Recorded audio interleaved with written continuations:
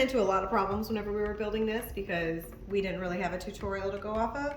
We're gonna teach you so that you don't have to make the same mistakes that we did along the way. You're gonna have two kind of main separate parts, the mechanics of the fire pit, and then you have the shell and all the stuff hides up under there. So you're gonna start with a paint can.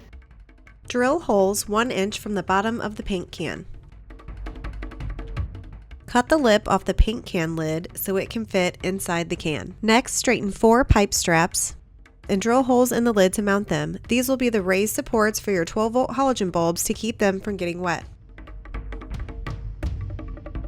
Using 18-2 lamp wire, solder and heat shrink wire extensions on all the sockets.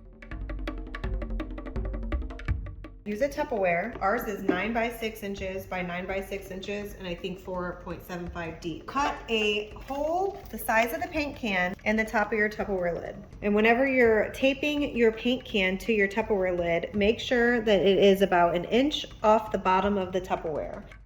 Lower the paint can into the Tupperware lid and seal the edges with heat-resistant aluminum ducting tape. Flip it over and seal the bottom as well.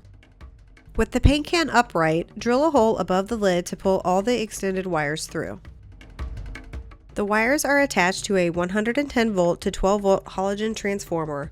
On one side, all the hot wires are pigtailed and all the neutral wires are pigtailed. The other side of the transformer is connected to a standard lamp plug with a switch to turn it on and off.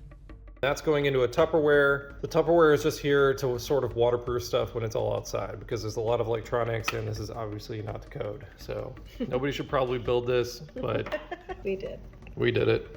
Another big problem that we came across when we made it the first time was that there was no airflow in the Tupperware once you put the fire pit on top of it and had this all sealed up. There was no way for those mist makers to make mist. So after the fact, we had to drill holes in our fire pit. You can see here we used like some corrugated pipe that we had. We had to like pick away and drill because we had the Christmas lights in there, so it was a huge pain. So make sure when you're using your spray foam to like put something in there that you can use as an airflow to your Tupperware before you even spray it. All of our mist makers are down in the bottom of this Tupperware. We drilled 1/4 inch holes to just run the wire out, however big your barrel connectors are.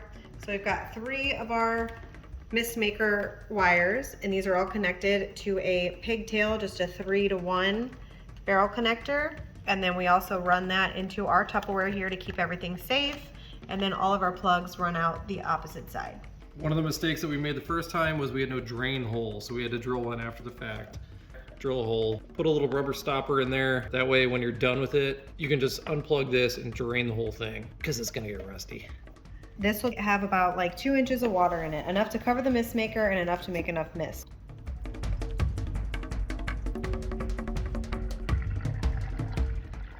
So you can see the misters are on. It's creating mist inside the Tupperware.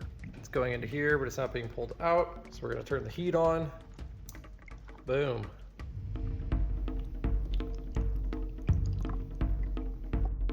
We decided to burn real logs in a fire pit. Once they achieved our desired look, we hosed them down, wiped away any loose ashes, and applied a few coats of clear spray paint. Before spraying the foam, organize your logs so you have an idea of your preferred layout. Build a cardboard structure over the Tupperware and paint can so it doesn't get stuck in the foam. Then wrap it completely in aluminum foil or plastic wrap. We didn't put the cardboard around the paint can or foil under the entire thing, and that was a mistake. The foam will expand into any crevices or areas that are not blocked off by the cardboard. Wrap it with orange lights, making sure the plugs are pulled to the side. Spray the sides with Great Stuff expanding foam. The foam should be thick enough to cover the lights, but not too thick to block out the light completely. After the foam expands a bit, press the logs into the foam. When we built the fire pit, we're very impatient makers. We were spray foaming all around here and everything, and we let it sit for like a day. We went out there the next day. We took it off because we wanted to play around. As you can see, the foam did not stop expanding for like probably another 2 days. So when we went to try to put the fire pit back on, it wouldn't fit. So we ran into a lot of problems. So I would definitely give yourself some time and wait like at least 3 days, 72 hours, let that foam fully expand so that you don't run into this problem. Because we had to cut away at this foam, pick at it. It was a nightmare. Now it's time to add some artistic expression into your fire pit. We used red, black, and gray spray paint to give it some dimension. For the final look, we dry brushed the logs with white paint to make it look like ashes. Put it all together and you're done!